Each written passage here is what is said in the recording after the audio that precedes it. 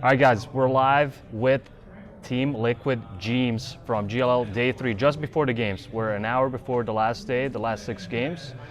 You are currently in third place. Third place, yeah. Third place, okay, with 103 points or something. Something like that. And the first team is 109, so it's still an open game. But you guys were looking good, and a few good games, and you can take it easily.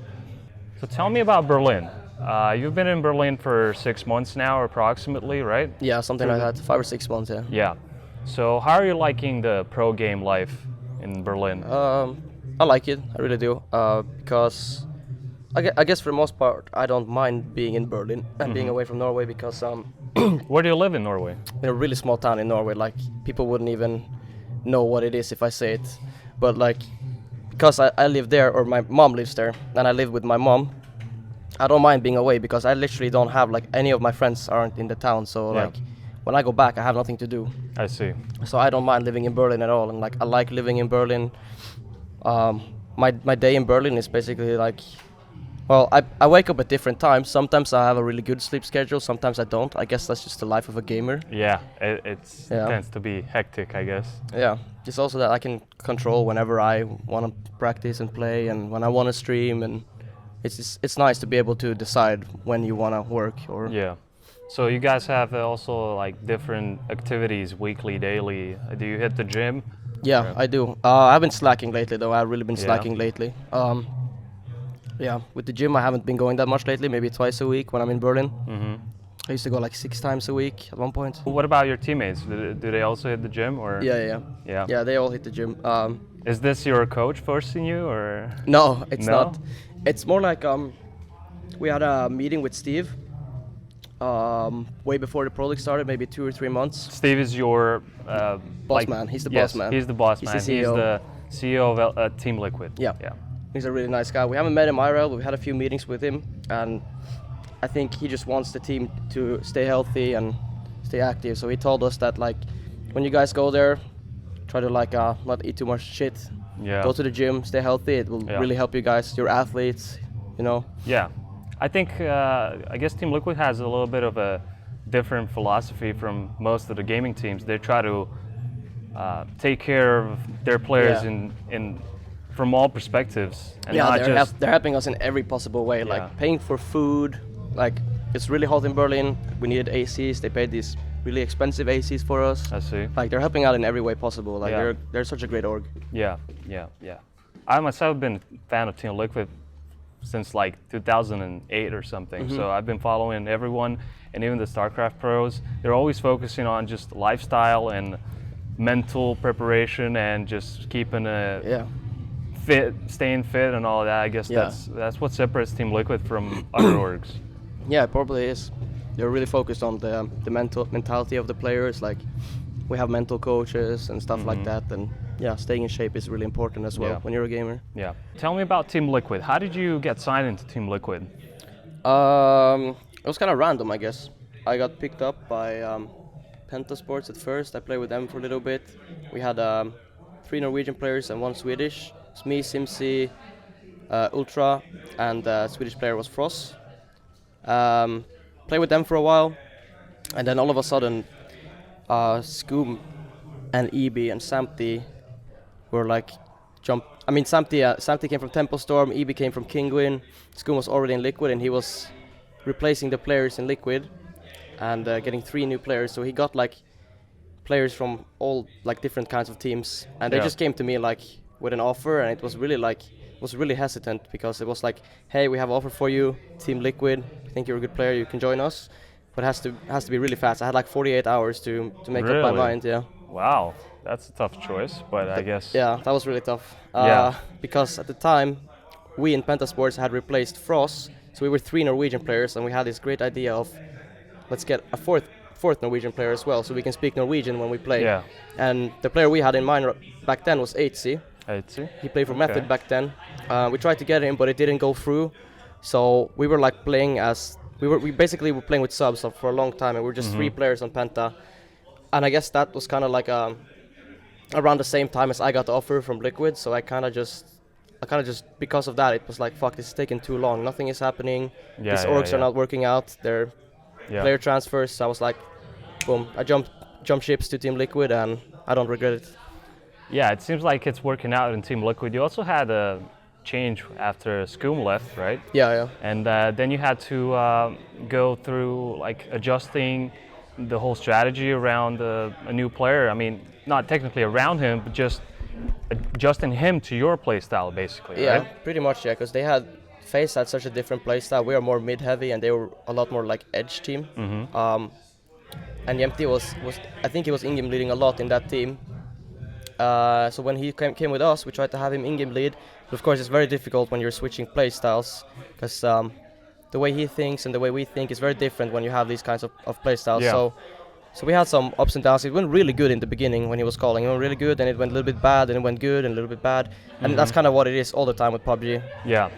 So yeah, he just had to like. It took some time, and we were stupid enough to not scrim enough when we got him, because scrims in Pubg have always been very weird and doesn't feel like a tournament setting when you play scrims. I see.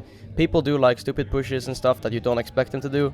So we, at the time when we got Jembty, we were like, scrimming is not really worth it. We'll just play like maybe once a week scrims, so he can like adjust to our loot spot, our rotations, etc. But yeah, then we went into GLL without almost playing any scrims with him, and it just went really bad. And it's our fault because we didn't scrim enough together. Yeah. We thought it would be way easier to just replace a player and get a new one, but it's extremely difficult to replace just one player. Yeah, especially if you're going for the top spots on every tournament. Yeah. Of course, yeah. So when it comes to in-game leading and communication, what is the situation now in Team Liquid?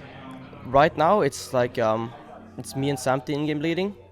But at the same time, I'd like to say that we're all 4 in-game leading.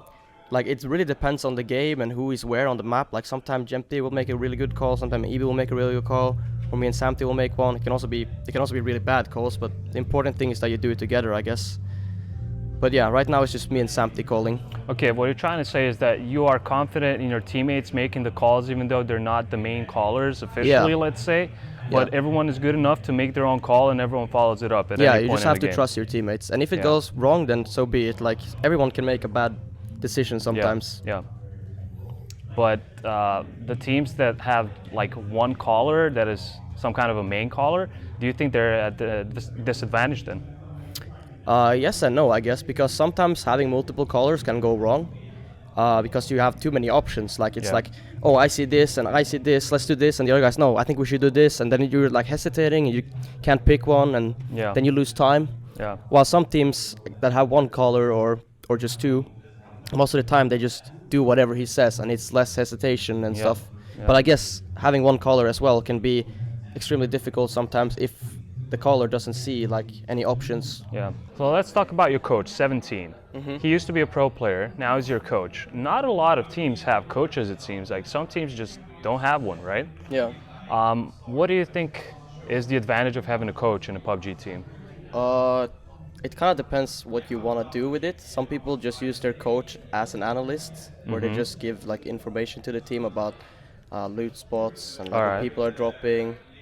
For us, it's more at, I think 17's work ethic is really great. He's able to have us sit down and have like good conversations with each other and work out our problems. Like, even sometimes it can be really hard, like tough talks to your teammates, and you're just still like, you have to do it. It's hard, but he's able to sit us down and do that and work out our problems pretty much. Do you think that the mental side, the background of each team is important, just sticking as a team? Yeah, or I think so, yeah. Like, there's a lot of teams who don't hang together, who I guess they don't go that well along together outside of the game. I think that's important, that you can go eat together or like maybe watch a movie together sometimes and stuff like that. Could you give me one quality that you think is the best quality of each one of your teammates? Oof. One quality. For Ibi is really easy to point out because he's just so positive all the time. Positive? Yeah, positivity, you know, he's the hype man. That's a great hype trait man to have, yeah. For me personally, Jembty keeps me in check. When I'm in-game leading, he tells me like, he just keeps me in check by telling me like, this is your role, this is what you should do. And yeah, he just keeps me in check as a player. And Sambty is he's just a like the amount of times he clutches, I don't know, man. Really? Yeah, like there's been so many situations where he clutches, but he's just like every one of my teammates is just overall like great players, Yeah. and it's really hard to point out specific or what's the correct word, like they all are good at stuff, but I can't really point out like one specific thing that one is better at than the other. I see. You think You know what I you're mean? like super well-rounded? Yeah, As a overall, team. yeah, well rounded. That's Yeah. a good way to say it. Yeah. Yeah. All right. What do you think is your best trait, attribute, skill, whatever? I don't know, man. My best trait. Well, you're famous as the Nate King. Yeah, but I haven't been Nate King in a long time, in my opinion. Yeah? Yeah. Well, there was some good nades yesterday. Yeah. What about the vector plays? What are your thoughts on that? Yeah, I really like playing Vector, and I think it has its spot in competitive games, especially if you play Vector and DMR. Because yeah, I don't know. I've been surprised by how much damage you can do with a Vector over long range. Actually, Yeah. over like low to medium range, I'd say, like 100 to 100 meters. I've been able to shoot people out of cars with it, and Yeah. yeah, like in general, it feels like whatever I do with an AR, I can almost do with a Vector. Interesting. But if I can't do it with a Vector, I'll pull out my DMR. Except maybe the cars. Yeah. I guess that's You the can't main blow them weakness up, there. no. Yeah. Okay. But if yeah. you can't really blow up cars with a Vector like you Yeah. can with an AR. Yeah. That's what you mean, right? Yeah. Yeah. Well, that's what I'm trying to say. But I mean, you have 3 other teammates that have ARs, so I Yeah, guess they can exactly. compensate for that. Yeah. Last question: do you still ever get confused if it's Jembty or Sambty talking? No. No. That never happens, actually. Okay. I don't think so. Maybe if it's like one guy said something in game and you're not 100% sure who said it. Maybe. But then you figure it out by the Yeah. the whole situation, I guess. Yeah. Okay, that's interesting. Because for me, they have almost the same voice when I hear them. Yeah, like people say that, like even people when if we play together on stream, people are like, I can't tell who is talking. Yeah. Yeah. But for me, it's like Sambty has a lighter tone or voice. Mhm. Jembty has a deeper one. And also, Jembty maybe talks a bit faster, right? Yeah, I think so. Yeah. Yeah. Okay.